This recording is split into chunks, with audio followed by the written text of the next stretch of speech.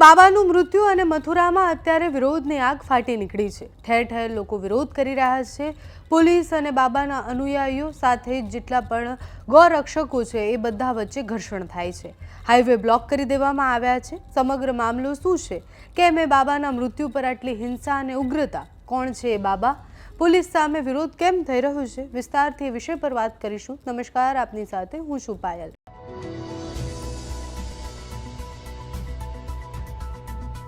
મથુરામાં ગૌરક્ષક ચંદ્રશેખર બાબાનું એક ટ્રકે કચરી નાખવાથી મૃત્યુ થાય છે।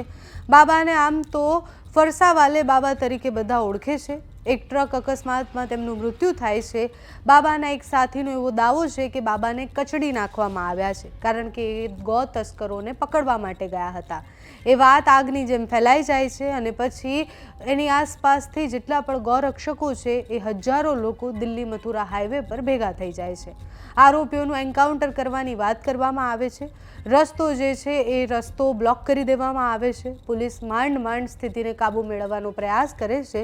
લોકો પથ્થરમારો પોલીસ પર કરે છે, ગાડીઓના કાચ તોડી નાખે છે। પોલીસ લોહી લુહાણ થઈ જાય છે અને આખો મામલો ખૂબ ઉગ્ર બને છે। લોકોએ 5 થી 6 પોલીસ વાહનો તોડફોડ કરી નાખ્યા, ગાડીઓના કાચ તોડી નાખ્યા।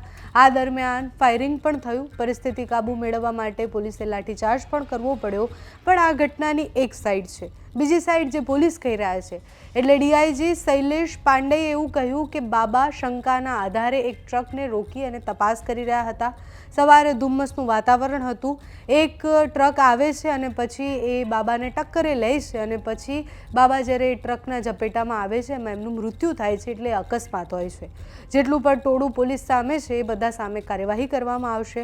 અત્યારે તો પહેલાં ત્યાંથી જે દ્રશ્ય સામે આવ્યા છે, જે પ્રતિક્રિયાઓ સામે આવી છે તે જોઈએ।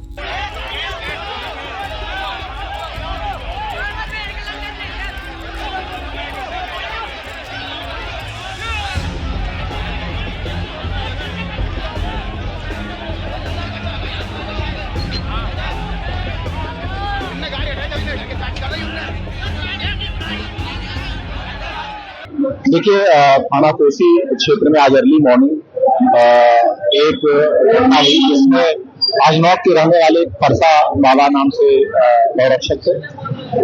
इन लोगों ने कुछ वहां पे गाड़ी को रोका था और रोक के चेक कर रहे थे। उसी बीच चूंकि घना कोहरा था, आज हम सभी जानते हैं, पीछे से एक गाड़ी जो है वो भी एक ट्रक था, उसने जिस ट्रक को इन लोगों ने रोक रखा था उस पर टक्कर मारी और जिसके पलटरी जो आगे वाला ट्रक था उससे बाबा को धक्का लगा। वे चोटिल हुए और उनकी मृत्यु हो गई। उसके बाद बॉडी को कुछ लोगों ने लाकर यहाँ ढाका शेरगढ़ रोड वाला जो तिराहा है वहां पे लाके बॉडी को रखी। इन लोगों ने जाम लगाया, काफी देर इनसे बातचीत हुई। कुछ इनके बीच के लोग मान गए थे, परंतु वहां पे उपस्थित कई लोगों ने पुलिस पार्टी पे पथराव किया और फिर वहां पे अश्रु गैस गोले छोड़ के और भीड़ को खदेड़ करके वहां से मृतक का जो शव है उसको हटवा लिया गया है। अभी क्षेत्र में एरिया डोमिनेशन का काम चल रहा है। स्थिति पूरी तरह से कंट्रोल में है। उपद्रवियों को चिन्हित किया जा रहा है, कुछ को गिरफ्तारी भी हुई है। जो भी इसमें शामिल है, हमारे पास तमाम फुटेज है इनके, और उपद्रव करने वालों में किसी को बख्शा नहीं जाएगा और जो भी दोषी होंगे उनको सख्त कार्रवाई होगी। देखिए, ये अभी आकलन किया गया कि वैसा मेजर वैसा नहीं है, बट हाँ इसका आकलन किया जा रहा है। और जैसा मैंने बताया, जो लोग भी पत्थरबाजी में शामिल रहे हैं उनको चिन्हित किया जा रहा है। हमारे पास वीडियो फुटेजेज है और चिन्हित करके उन सभी सुसंगत धाराओं में अभियोग पंजीकृत करके कार्रवाई की जाएगी। देखिए, इस चीज पे भी बात आई है सामने। समस्त तथ्यों की जांच की जा रही है और जांच के बाद जो भी अपेक्षित कार्रवाई है वो नहीं, बिल्कुल इस बात का खंडन किया जाता है।